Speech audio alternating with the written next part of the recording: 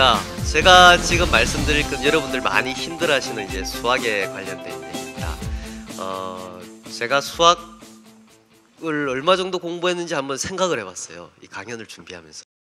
초등학교 12년?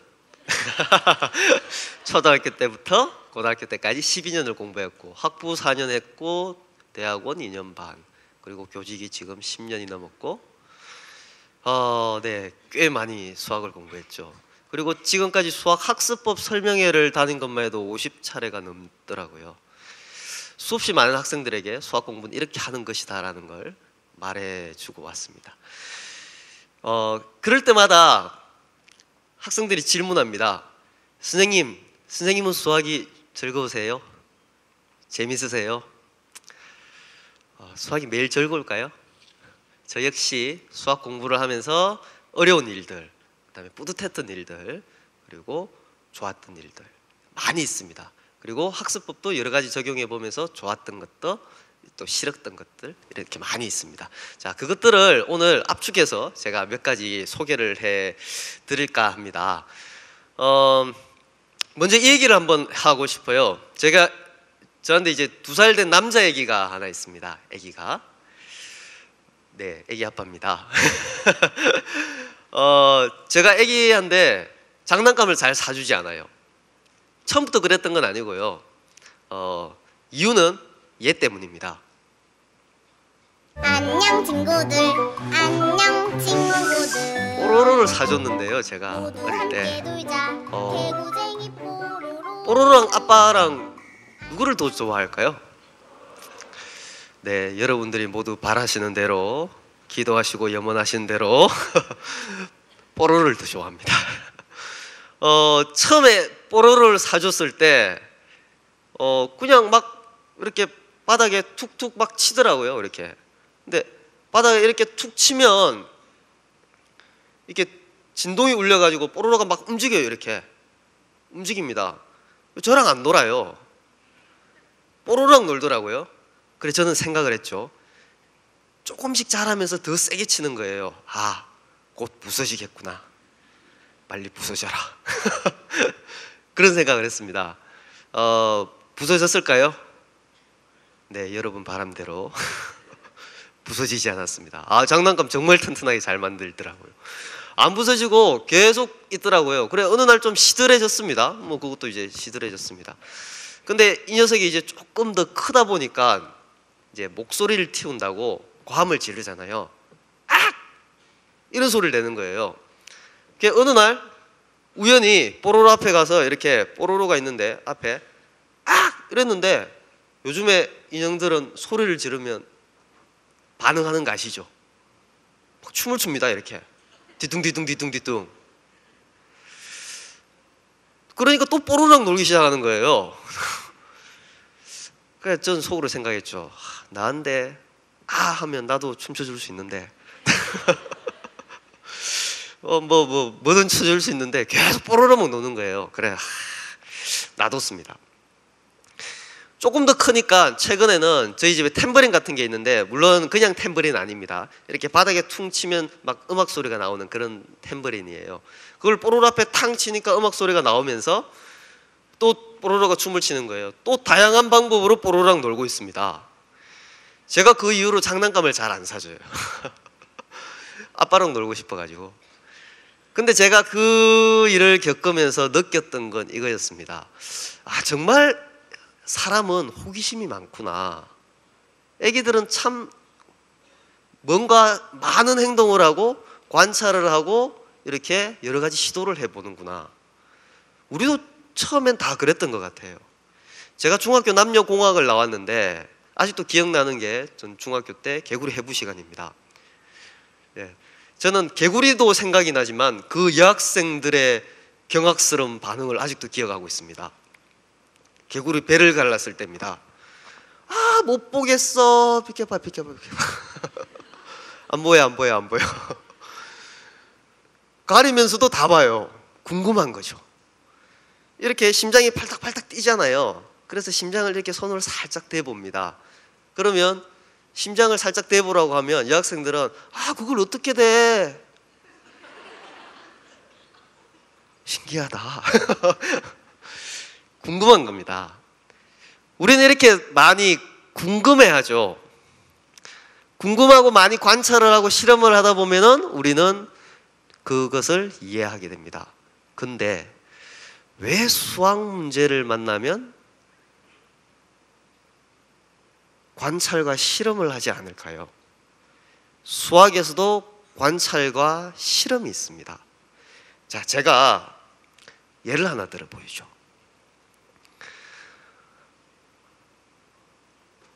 죄송합니다. 우리는 목표가 수학 문제를 푸는 게 아닙니다. 관찰과 실험을 통해서 그냥 이해를 하는 게 목적입니다. 여러분, 모든 거는 이해를부터 시작을 합니다. 문제를 풀고 안 풀고는 그 이유입니다. 자, 여러분, 이걸 보면 어떻게 하나요? 많은 학생들이 이제 이 문제가 안 풀리면 이렇게 하죠. 노려봅니다. 그러면서 이렇게 생각하죠. 쳇, 네가 수학 문제냐? 어렵군. 덮지 봐야지. 그렇게 해버리죠. 이 문제를 풀 게 아니에요. 자, 잘 보십시오. 순환소수 학부모님들도 충분히 하실 수 있습니다. 순환소수 예를 이렇게 나타내면 0.141414가 나온다고 생각을 한번 해봅시다. 여기서 의도하는 거는 자, 이 급수인데 급수보다 AN이 뭔지를 알면 됩니다. 자, 여기 보시면 소수점 n번째 자리수를 AN이라고 적혀 있죠. 실험을 한번 해볼까요? 수학에서 가장 좋은 실험은 대입입니다. 1을 넣어 볼게요. 그대로 읽겠습니다. 소수점 첫 번째 자리수를 A1이라고 하자. 자, 소수점 첫 번째 자리수가 뭡니까? 그죠? A1은 1이죠. A2는 뭐가 될까요, 그러면? 4. A3는 간단한 겁니다. 일단 문제를 이해하는 건 이렇게 간단한 거예요. 근데 많은 학생들이 그냥 문제가 한눈에 보이지 않으면 얼어버려요. 문제를 탁 봤을 때 한눈에 풀이 과정이 보이지 않으면 얼어버립니다. 내가 모르는 문제라고 생각을 해버려요. 수학에도 관찰과 실험이 있는 겁니다. 예를 하나 더 드려 보이겠습니다. 또 마음이 불편해지시죠? 우리 생활에서 흔히 있을 수 있는 얘기입니다. 불연속점의 개수. 자, 이거는 놔두고요. 이건 놔두고 일단 이해를 해보죠. 주차장 1시간까지 요금이 1,000원, 30분 초과할 때마다 500원을 받는답니다. 자, fx를 뭐 x시간 후에 주차 요금이라고 한답니다. 자, 이러면 자, 불연속은 뭐 생각 안 하셔도 돼요. 그냥 뭐 끊어졌다 이어졌다 이런 느낌만 그냥 받으시면 됩니다. 자, 이 문제를 이해하기 위해서는 어떻게 하면 될까요? 네, 우선 대입을 한번 해볼까요? 제가 주차장에 갔는데 10분 됐어요, 주차를. 그럼 요금이 얼마 나옵니까? 1,000원 나오죠? 20분 되면요? 1시간까지는 얼마죠? 그래서 1시간까지는 1,000원입니다. 이렇게. 자, 여긴 등호가 들어가는 거겠죠. 자, 1시간이 넘었습니다. 1시간 10분이 되면 요금이 얼마로 됩니까? 1,500원이 되죠. 그러면 그게 몇 분까지 그렇게 되죠? 1시간 반까지죠. 지금 하고 있는 거는 실제로 한번 대입을 해보는 겁니다. 사고 과정을 한번 거쳐보는 거죠. 이렇게 됩니다. 자, 그리고 그 뒤는 예상 가능하듯이 2시간까지는 2,000원 이렇게 됩니다. 불연속, 자, 0과 2를 제외하고 딱 보시다시피 1과 1.5에서 이렇게 좀 끊어져 있는 게 보이죠. 그래서 답은 2개입니다. 지금 부모님들도 아마 이해를 하셨을 거예요. 수학이라는 건 이렇게 관찰과 실험을 하면 쉽게 이해가 됩니다. 근데 많은 학생들이 그냥 마음이 얼어붙은 상태에서 한눈에 보이지 않으면 대입조차 하려고 하지 않습니다. 수학에서 대입 말고 또 어떤 방법이 있을까요? 제가 몇 가지 알려드릴게요. 대입도 있지만 경우를 나누는 경우도 있습니다. 자, 우리가 이렇게 쉽게 할 때 경우를 쉽게 잘 나눠요. 우리가 뭐 할 때 예를 들면 이쪽을 하면 얼마고 이쪽을 하면 얼마고. 근데 수학에서는 그 경우를 나누기 싫어합니다. 왠지 나누면 깔끔한 풀이가 되지 않을 것 같고 복잡해질 것 같고 약간 그런 두려움이 있나 봐요. 또 어떤 방법이 있냐면은 점이나 그래프를 이동하는 방법이 있습니다. 직선을 긋든지 그런 여러 가지 방법들이 있죠. 다양한 시도를 해봐야 됩니다. 애기처럼요. 우리 꼬맹이가 처음에 쾅 치고 탬버린 탕 치듯이 다양한 시도를 해보셔야 실제 만나는 새로운 문제에서도 그런 시도를 할 수 있는 힘이 생깁니다. 이게 첫 번째입니다. 첫 번째가 되면 문제가 이해가 되는 겁니다. 어떤 문제인지가 우선 파악이 되는 겁니다. 자, 문제가 이해되고 나서 만나는 것은 바로 뭐냐? 개념입니다. 이제 개념. 개념과 관련된 얘기를 하겠습니다. 제가 수학학습법 설명회에서 가장 많이 받는 질문 중에 하나입니다. 어떤 질문이 있냐면은 이런 질문입니다. 선생님, 저는 유형별 문제를 이렇게 정리하고 있습니다. 근데 다른 유형이 나오면 문제를 잘 못 풀어요. 어떻게 유형별로 문제를 잘 정리해서 풀 수가 있나요? 자, 유형과 개념에 대한 이야기를 하겠습니다. 제가 그때 말씀드렸듯이 EBS에서 파견을 가 있었거든요. 2년간. 2년간 파견을 가 있을 때 제 발이 되어준 에마입니다. 자전거예요. 약 5km 정도를 이렇게 자전거를 타고 매일 출근을 했습니다. 여기 잘 보이실지 모르겠지만 이게 전기 자전거거든요. 네, 이렇게 모터가 있어가지고 이렇게 당기면 갑니다. 쭉 발 젓지 않아도 가요. 그럼 모터를 이렇게 당기고 제가 자전거를 왱 타고 가잖아요. 그럼 사람들이 다 쳐다봐요. 신기해서 쳐다보느냐? 아닙니다. 이상한 소리 때문입니다. 여름철이 되면 무슨 큰 모기가 오는 것처럼 화들짝 놀라면서 뒤를 돌아봅니다. 이 자전거를 제가 이렇게 타고 다니다 보면은 느끼는 거지만 자전거 종류가 참 많죠. 자, 지금 이거 하늘을 나르고 있는 것 같죠? 이거 자전거입니까? 네, 자전거죠. 이거는 자전거인가요? 바퀴가 3개 있어도 자전거죠. 여러분, 이런 자전거 봤나요? 저는 사실 서울 가서 처음 봤었는데요. 잘 보이시는지 모르겠는데 누워서 가는 자전거입니다. 상상이 되시나요? 누워가지고 다리가 이렇게 되어 있어요. 그렇게 막 가는 겁니다. 이게 뭐 척추 건강인가 어디 꽤 좋다고 하더라고요.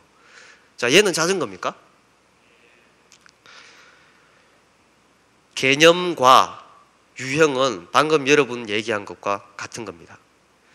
자전거라는 게 바로 개념입니다. 유형이라는 건요, 얘는 전기 자전거야, 얘는 세발 자전거야, 얘는 산악 자전거네, 이렇게 될 수도 있고, 얘는 누워서 가는 자전거라고 이름을 붙여야지.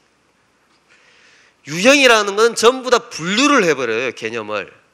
하지만 개념이라는 거는요, 여러분, 그 자전거라는 개념 하나만 알면 자전거가 어떻게 바뀌어 나와도 다 알 수 있죠.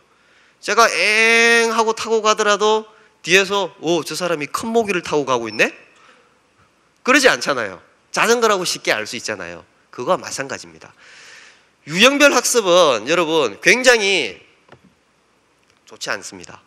어떤 면에서 좋지 않을까요? 어떤 면에서 좋지 않을까요? 유형별 학습은 첫 번째, 모든 것을 분류하려고 하잖아요. 모든 게 분류를 할 수가 일단은 없습니다. 새로운 유형이 계속 나와요. 두 번째, 유형별 학습은 유형별로 분류해서 하다 보면은 그 유형들을 암기하는 학습 위주로 이렇게 흐르게 됩니다. 그래서 암기 학습 쪽으로 가기 때문에 유형별 학습은 굉장히 좋지 않아요. 선생님, 그러면 궁금합니다. 개념별 학습이 중요하다는 걸 알겠습니다. 그러면 개념을 학습한다는 것은 어떻게 해야 되나요? 개념을 안다는 건 어떻게 알 수 있을까요? 자, 아주 중요한 얘기예요. 여러분, 이게 자전거라는 걸 알잖아요. 자전거라는 걸 어떻게 알 수 있습니까? 그렇죠. 지금 몇몇 학생들이 얘기하듯이 자전거에 대해서 말을 할 수 있죠. 내가 자전거가 어떤 건지에 대한 이야기를 할 수 있잖아요. 개념을 안다는 건요, 말로 설명할 수 있어야 됩니다. 첫 번째. 자, 선생님 예를 들어 볼게요. 이런 예를 한번 들어봅시다. 통분. 우리 초등학교 때 통분 이런 거 배웠죠? 3 더하기 1은 3 더하기 1은 3분의 2. 자, 그 다음에 분모가 다른 것도 있습니다. 고등학교 과정에 가면 이렇게 미지수가 있는 것도 있습니다. 통분의 개념이 뭡니까? 그렇죠. 분모를 같게 하는 거죠.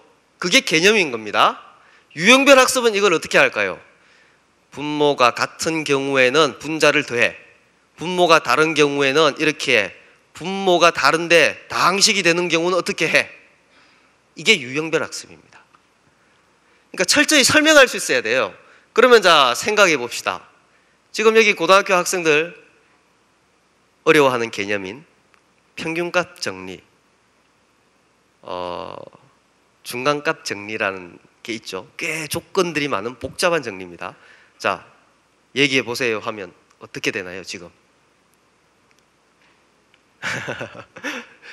머릿속에서 지금 막 물론 기억이 작동이 됩니다. 단순히 기억에서 나열하는 것만 되는 게 아니고, 혹시 친구가 와서 나 중간값 정리를 잘 모르는데 설명해 줄 수 있니 하면 설명해 줄 수 있나요? 그게 되면은 개념을 명확하게 아는 겁니다. 자, 그러면 여러분들 지금 공부를 할 때 어떻게 해야 될까요? 내가 모르는 개념이 탁 나오면 빈 여백에 그 개념을 딱 써서 한번 자기 자신한테 한번 설명해 보면 되죠. 물론 예전에 동영상에 이런 동영상도 있었습니다. 그 학생은 고3 학생이었는데 집에 이렇게 야자를 마치고 집에 가요. 집에 가면 문을 탁 열고 들어가면서 엄마 하면서 엄마를 부릅니다. 그리고 자기 방으로 와요. 그러면 엄마는 한두 번도 아니라는 듯한 표정을 지으면서 터벅터벅 딸 방에 가서 앉습니다. 그리고 그 딸은 갑자기 엄마에게 수학 문제를 설명하기 시작합니다. 어머니는 고3 딸을 둔 채로 그냥 아무 생각 없이 끄떡끄떡거립니다. 그러시고 들어가시죠. 중요 핵심 포인트는 그겁니다. 설명을 해보고 싶은 거예요. 근데 다만 누군가 대상이 있으면 좋겠죠. 자, 그렇게 어머니 괴롭히지 말고 그러지 말고 자기 스스로 할 수 있잖아요. 자기 스스로 한번 이렇게 해보면 됩니다. 빈 여백에. 반드시 생각해야 되는 것은 기억만 하는 게 아니고 설명을 할 수 있어야 된다는 겁니다. 설명을 할 수 있으면 됩니다. 자, 이게 우선 기본적으로 돼야 되는 겁니다. 개념과 유형입니다. 자, 개념과 유형이 잡히고 나면 이제 뭐가 문제가 되느냐? 여러분들 이제 문제가 되는 것 중에 하나가 이겁니다. 이 정도 되면 이제 중상위권 학생들로 많이 갑니다. 분명 문제가 이해가 됐어요. 거기 나오는 개념도 알겠어요. 근데 문제가 안 풀려. 자, 여러분 생각은 보통 이런 경우는 일반적으로 어떤 문제일 것 같아요? 문제가 묻는 얘기인지는 알겠어요. 개념도 알겠어요. 그리고 쭉 푸는데 중간에 계속 걸려요. 자, 핵심적인 얘기들은 아이디어의 문제입니다. 즉, 수학적 아이디어, 어떤 발상이 있죠. 여러분 그런 경험 한 적 있나요? 해설지를 딱 보는데 우와, 이런 생각 어떻게 하지 여기서? 있죠. 다음에 내가 이런 생각 할 수 있을까? 그런 생각 든 적이 있죠. 자, 그런 생각을 어떻게 할 수 있는가에 대한 이제 이야기입니다. 이거는 이 얘기를 이해하시면 됩니다. 제가 하나 예를 들어 보겠습니다. 제가 그 2년간 EBS 파견 근무를 하면서 사실 이제 밑에 아기는 있고 위에 혼자서 살았었거든요. 그래서 혼자 살다 보니까 좀 아무래도 먹는 것도 그렇고 가족도 그립고 좀 그런 것도 있었습니다. 내려오면서 제 자신에게 선물을 하나 주고 싶었어요. 그래서 그때 한참 제가 관심이 갔던 것 중에 하나가 바로 헤드폰이었습니다. 네, 헤드폰 있죠, 이렇게. 헤드폰에 관심이 가서 제가 원하는 게 이제 제가 알고 있는 거는 이제 헤드폰을 사고 싶다는 겁니다. 헤드폰을 알아보는데 와, 저는 헤드폰 종류가 그렇게 많은지 몰랐어요. 정말 수십만 원대까지 있더라고요. 이걸 고르니까 어떤 기준이 없으니까 막 뭘 사야 될지 모르겠더라고요. 자, 그럴 때 필요한 건 이제 가격대를 설정하는 거죠. 제가 10만 원을 전후로 사겠다라는 마음을 가졌습니다. 꽤 비싼 가격 같지만 실제 헤드폰 보시면 10만 원대면은 그렇게 비싼 또 헤드폰은 살 수가 없습니다. 약간 좋은 헤드폰을 이렇게 사는 정도거든요. 제가 방금 말씀드린 거는 문제가 묻는 겁니다. 제가 마지막으로 하는 거는 헤드폰을 구매하는 행위죠. 구매하는 행위에서 가격을 결정한 겁니다.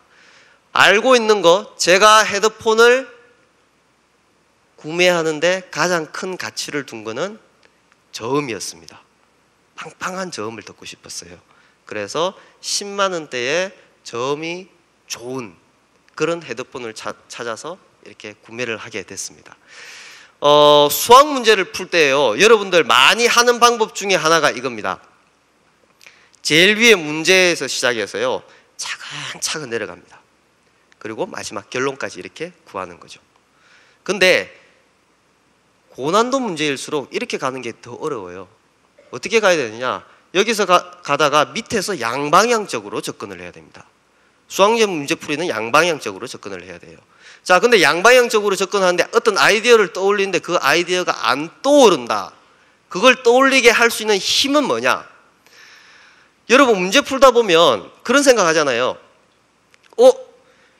여기서 이런 식이 나오면 좋겠어. 예를 들면 아까 분수 통분할 때 나는 분모가 같으면 좋겠어.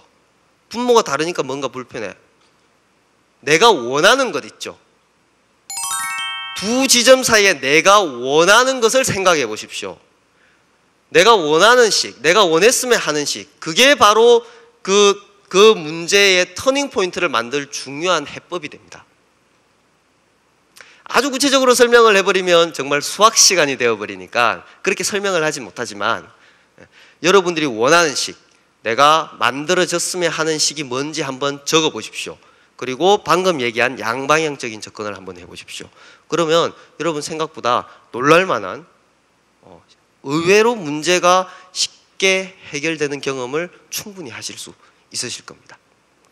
이게 사실 이제 중상위권 학생들에게 이게 사실 제일 중요한 겁니다. 최상위권으로 가기 위해서는 중요한 한 걸음이 있습니다. 최상위권, 이제 1등급으로 가기 위해서는 어떤 걸 알아야 되느냐? 이걸 알아야 되는 건 아니고요. 이게 뭐 1 더하기 1은 2. 아까 누군가 그 말씀하셨죠. 1 더하기 1은 2는 이제 수학에만 있는 거다. 그렇죠. 수학에만 있습니다. 제가 대학교 2학년 때 첫 집합론이라는 걸 배우거든요. 수학에서는. 집합론 시간에 교수님이 이렇게 얘기했습니다. 1 더하기 1은 2라는 걸 증명할 거야. 저희는 순간 귀를 의심했습니다. 아무리 수학 교육과 수학을 좋아하는 학생들이 앉아있지만 그걸 왜 해? 그걸 어떻게 하는 거야? 그걸 할 필요가 있어? 굳이? 그런 생각을 되게 많이 했었어요. 어쨌든 1 더하기 1이 증명이 되더라고요. 신기하게도 증명이 됩니다. 1 더하기 1이 증명이 됐고 그 증명하는 해결 과정을 이제 수학 시간에 이렇게 배웠죠. 학부 때. 근데 그때는 그런 생각을 했었어요. 이걸 배워서 내가 수학 교사가 되었을 때 뭐가 쓸모가 있을까? 근데 아니었습니다. 이게 정말 쓸모가 있었어요. 자, 제가 말씀드리는 거는 분명한 사실을 명확하게 설명을 하기 위해서 증명이라는 과정을 사용을 하죠. 그리고 분명하지 않은 사실도 분명하게 만들기 위해서 증명이라는 과정을 수학에서 사용을 합니다. 여러분 교과서에 나오는 수많은 증명들 있죠. 여러분 생각에 그 증명들을 다 할 수 있어야 될 것 같아요? 없어야 될 것 같아요? 자, 지금 얘기는 최상위권으로 가기 위한 방법입니다. 결론은 있어야 됩니다. 왜냐? 수능 문제를 분석을 해보면요, 증명에서 쓰이는 아이디어가 수능의 문제 해결의 아이디어로 직접적으로 출제되는 경우가 종종 있습니다. 정말 많아요. 증명 과정을 모두 하실 수 있어야 됩니다. 1등급까지 가기 위해서는. 그래서 하나하나 다 챙기셔야만 꼭 됩니다. 그게 이제 최상위권으로 가서 최고난도 문제를 해결할 수 있는 방법입니다. 선생님, 저는 최상위권이 바르지 않습니다. 3등급이라도 받게 해주세요. 특히 인문계열 학생들 많이 앉아 있나요? 인문계열 학생들 한번 손 들어볼까요? 우와, 많네요. 네, 네. 인문계열 학생들은 열심히 하면 3등급까지 정말 지금부터 해도 많은 학생들이 갈 수 있습니다. 그럼 어떻게 하면 될까요? 많은 선생님들이 얘기하시는 방법이 있죠. 뭐죠? 연계교재를 어떻게 하라고 하죠? 반복해서 풀으라고 하죠? 들어보셨죠? 자, 수학 문제집을 여러 권 푸는 게 효과적이다. 아니면 한 권만 여러 번 푸는 게 효과적이다. 어떨까요? 한 권만 여러 번 푸는 게 효과적이다. 그러면 확신감이 있어야 사실 그런 행동을 할 수가 있습니다. 확신감이 없으면 그게 그렇대, 해볼까? 근데 하다 보면 뭔가 뒤처지는 것 같아. 나는 같은 것만 보고 있고 친구는 다른 걸 보고 있고. 왜 그렇게 해야 되죠?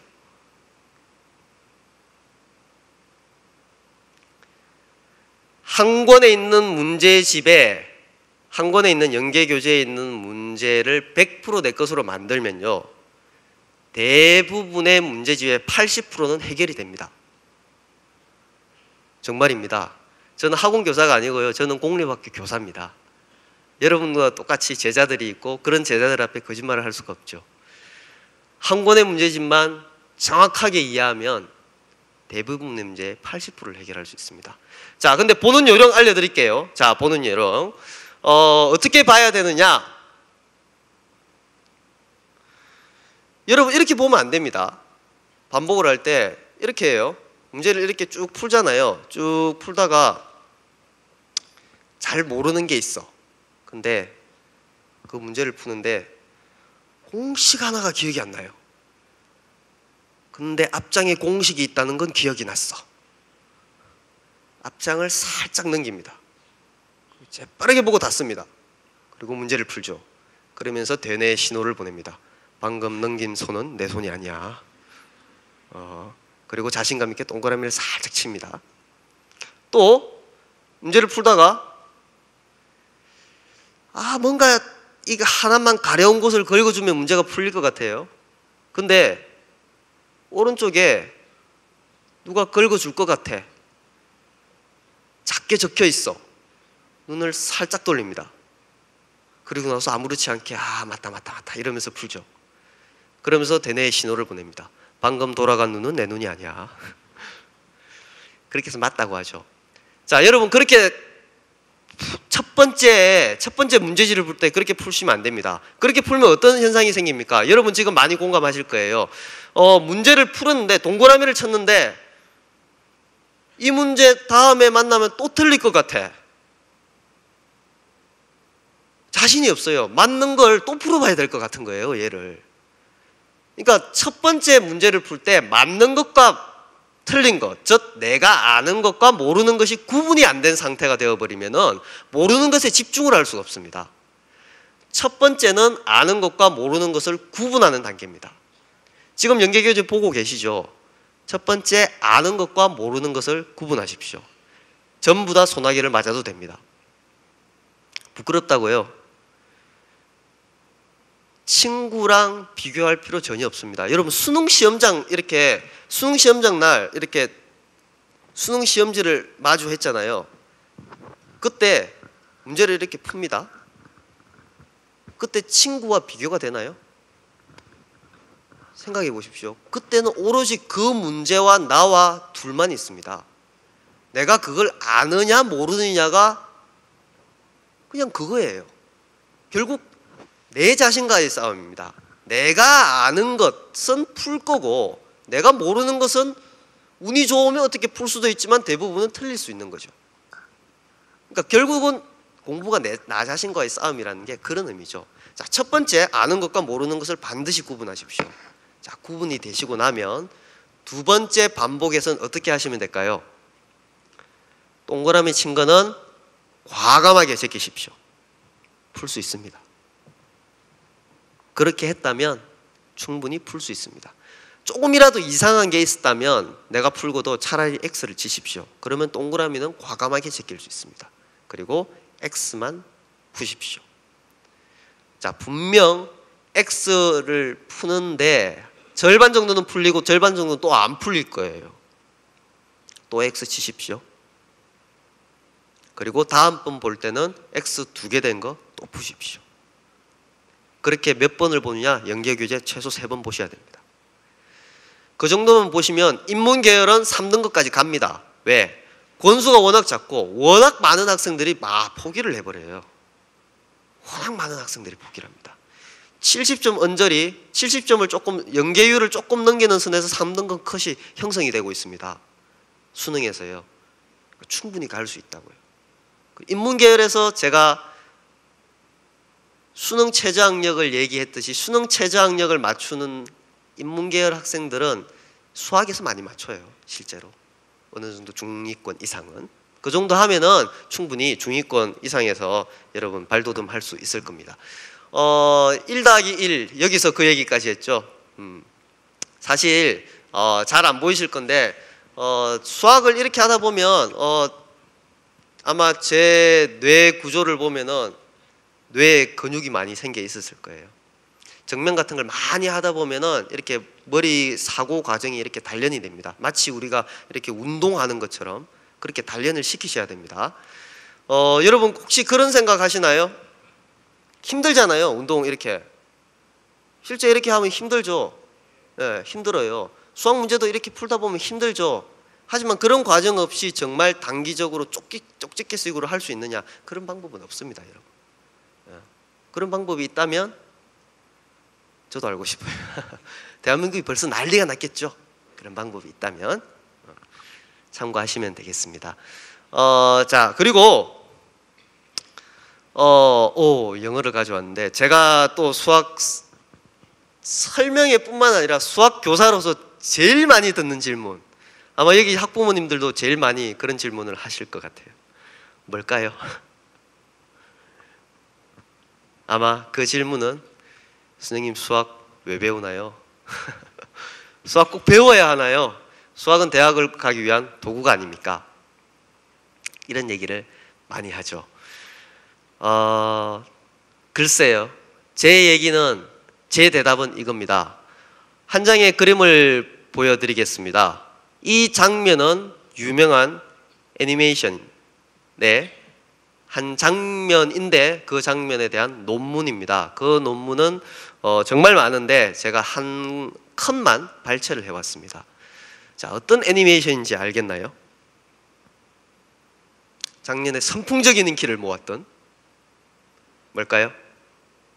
겨울왕국입니다. 겨울왕국에서 눈이 떨어지는 장면, 엘사가 레디꼬를 부르면서 이렇게 뭔가 막 끌어올리는 장면, 전부 수학입니다. 수학입니다. 수치가 보이시죠? 놀랍게도 디즈니는 수학자를 고용하고 있습니다. 토이스토리 때부터 그랬습니다. 선생님, 뭐 수학이 거기만 쓰이는 게 아닌가요? 아닙니다. 수학은 굉장히 많이 써요. 조용한 비행기를 만들 때도 쓰입니다. 안전한 고속도로를 만들 때도 쓰입니다. 여러분들이 먹는 깨끗한 물을 만들 때도 쓰입니다. 2014년에 미국에서 유망 직업 1위에서 10위까지를 발표했습니다. 1위가 수학자였습니다.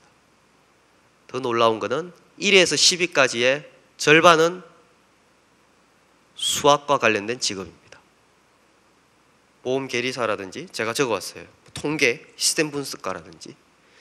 사실 수학이 쓰이는 부분은 지금 여러분들 세대, 지금 여러분 앉아있는 지금 학부모님들 세대보다 여러분 청소년들이 나중에 나이가 들어서 직장을 가지고 본격적인 활동을 할 30대, 40대 때 훨씬 더 중요하게 쓰이게 됩니다. 지금 제가 수도 없어요. 이걸 다 얘기하기가. 뭐 자원 탐사를 할 때 쓰이고, 뭐 휴대폰은 물론이고, 음악에도 수학이 쓰입니다. 억지스러운 수학이 아닙니다. 화음에서 수학입니다. 그리고 여러분, 민주주의를 지켜준 투표 있죠? 다수결이 좋은가, 뭐 그거 말고 투표법이 여러 가지 많이 있습니다. 어떤 것이 합리적인가, 그런 것도 수학의 발전으로 합리적인 의사결정이 이루어지고 있습니다. 많은 부분에서 수학이 필요하고 수학자들이 필요하는 세상이 되어가고 있습니다. 여러분, 세상이 변했습니다. 그리고 변하고 있습니다. 더 이상 수학은 우리 생활에 필요 없어가 아니고, 수학과 관련된 직업이 많은 연봉을 받고 있고, 많은 대우를 받고 있고, 많은 수요, 그리고 필요로 하고 있습니다. 숨지 마십시오. 수학은 어렵다는 말 뒤에 숨지 마세요. 충분히 해낼 수 있어요. 물론 1등급을 다 받아라는 건 아니잖아요. 여러분 나이 때는 훨씬 더 수학을 지금 열심히 해두면 좋은 일이 벌어질 직업들이 많이 있습니다. 시대가 변하고 있어요, 여러분. 이렇게 이제 수학 공부를 하는데 제가 드리고 싶은 질문 하나가 있습니다. 이 질문 하나 하고 그다음에 제 마지막 얘기하고 마치도록 하겠습니다. 보기가 있거든요. 우선 제가 질문 하나 던져볼게요. 내가 가장 잘하는 것 있죠? 악기도 좋습니다. 뭐 음악도 좋고 뭐든 좋습니다. 배드민턴도 좋고 뭐 자전거도 좋고. 자, 아무거나 하나 떠올려 보십시오. 자, 떠올리셨나요? 자, 제 질문은 이렇습니다. 그것을 어떻게 잘하게 되었습니까? 자, 보기 1번 시행착오, 2번 강연, 3번 연습, 4번 전문가가 하는 것을 보고 배웠다, 5번 그 외. 자, 한번 손을 들어볼까요? 1번 시행착오, 손 들어볼까요? 자, 2번 강연, 강의. 자, 없네요. 3번 연습. 네, 자, 4번 전문가가 하는 것을 보고 배웠다. 자, 5번 그 외. 네, 좋습니다. 아주 충격적인 결과가 나왔습니다. 저는 가르치는 직업이잖아요. 어떤 것을 잘하는데 강의가 한 명도 없었습니다. 제가 많은 강연에서 얘기했는데 다 똑같았어요. 여러분 생각해 보십시오. 내가 잘하게 된 거는 강의를 들어서 잘하게 된 게 아닙니다. 수업을 들어서 잘하게 된 게 아니에요. 많은 학생들이 손을 든 것과 같이 몇 번이었습니까? practice, 연습입니다. 지금 수학뿐만 아니라 인생도 마찬가지예요, 여러분. 뭔가 잘하고 싶고 뭔가 내가 꿈을 이루고 싶죠? 연습이 필요한 겁니다. 그 연습은 누가 하죠? 그쵸? 자기가 하는 거죠. 물론 압니다. 여러분 힘들죠? 선생님도 고3, 고등학교 3학년 때가 있었습니다. 저도 힘들었어요, 되게. 그때는 어른들이 그렇게 말이 잔소리 같기도 하고 공부가 하기 싫기도 하고 그랬습니다. 뭐 묵묵히 해내긴 했지만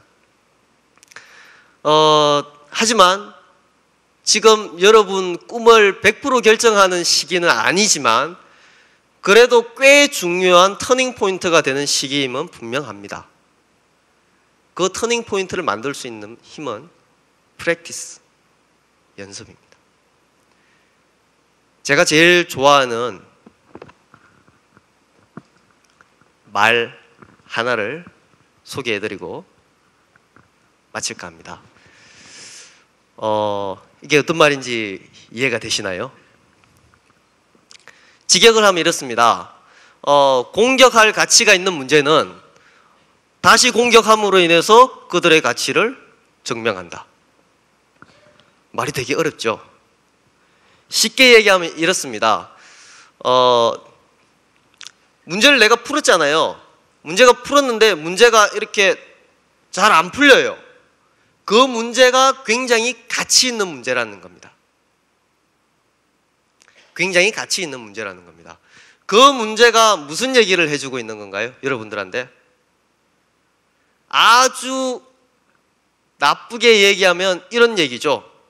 여러분도 보통 이렇게 생각을 하죠. 너 이거 몰라. 이렇게 들립니다. 조금 순화해서 들어볼까요? 나 좀 봐줘. 이게 너가 모르는 거야. 조금 더 발전적으로 해석해 볼까요? 이것만 이해하면 넌 좀 더 완벽해질 수 있어. 틀린 문제가 주는 교훈은 위대합니다. 여러분, 사람이 이렇게 자기가 틀리잖아요. 뭔가 계속 틀리면은 되게 좀 뭐라 하죠? 좀 자신감도 상실되고 싫고 그렇죠. 괜찮습니다, 여러분. 여러분 틀리라고 있는 거잖아요. 학생은 모르기 때문에 배우는 겁니다. 모르는 거에 부끄러워해서는 안 됩니다. 다만 틀린 걸 다시 알 책임은 있습니다. 그것만 가지시면 돼요. 내가 틀렸다고 부끄러워할 필요도 전혀 없습니다. 제가 말씀드렸듯이 수능 날에는 여러분 혼자 그 문제를 마주하게 될 겁니다. 이렇게 하기 위해서는 여러분들 중요한 거는 제가 아까 강의 중에 얘기했듯이 해설지를 자주 보면 될까요? 안 될까요? 안 되겠죠. 자, 그러면 해설지를 자주 안 보는데 계속 안 볼 수도 없잖아요. 몇 분 정도 안 보면 좋을까요? 10분. 이거 이제 상황마다 다른데요. 1, 2, 3등급 정도 되는 학생들은 10분, 20분, 뭐 2등급, 1등급 정도는 30분 이상 소요해도 괜찮습니다.